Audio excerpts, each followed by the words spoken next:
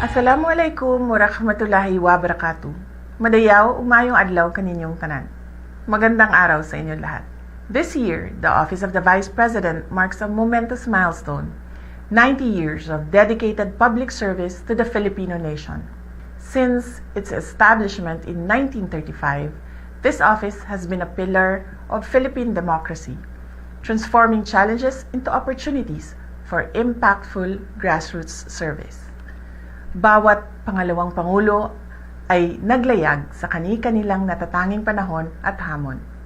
Mula sa pagbangon, pagkatapos ng digmaan, hanggang sa mga krisis at revolusyon. At bawat isa sa pamamagitan ng personal na dedikasyon ay pinalawak ang kakayahan at mandato ng tanggapang ito. Pinatunayan nila na ang tunay na kapangyarihan ay nakakamit sa pamamagitan ng serbisyo publiko. Bilang pagpupugay sa kanilang kontribusyon, inaanyayahan namin kayong makibahagi at isapuso ang kasaysayang ito. Bisitahin ang aming mga pop-up exhibits sa mga pangunahing lungsod sa buong bansa upang saksihan ang mga kwento, dokumento at artifacts na nagpapakita ng hindi matatawarang kontribusyon ng ating mga dating pangalawang Pangulo. Our 90th anniversary celebration is a launchpad for the future.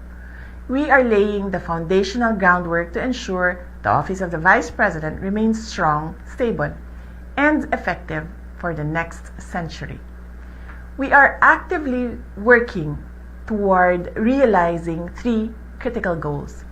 First, the OVP Museum, a dedicated space to permanently preserve and showcase the history, artifacts, and enduring legacy of the Vice Presidency for future generations of Filipinos. Second, a permanent OVP office, a stable, dedicated headquarters to enhance efficiency, reduce costs, and ensure uninterrupted, accessible service delivery regardless of administration.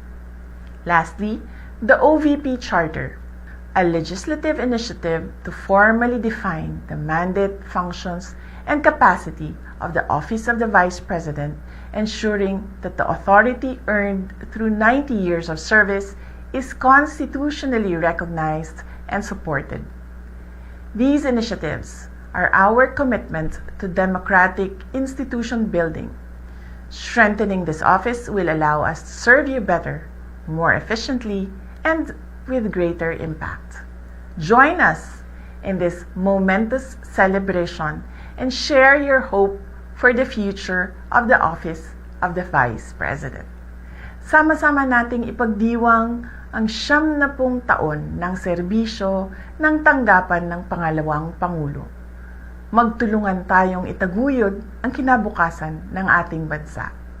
Mahalin natin ang Pilipinas para sa Diyos sa bayan at sa bawat pamilyang Pilipino. Syukran.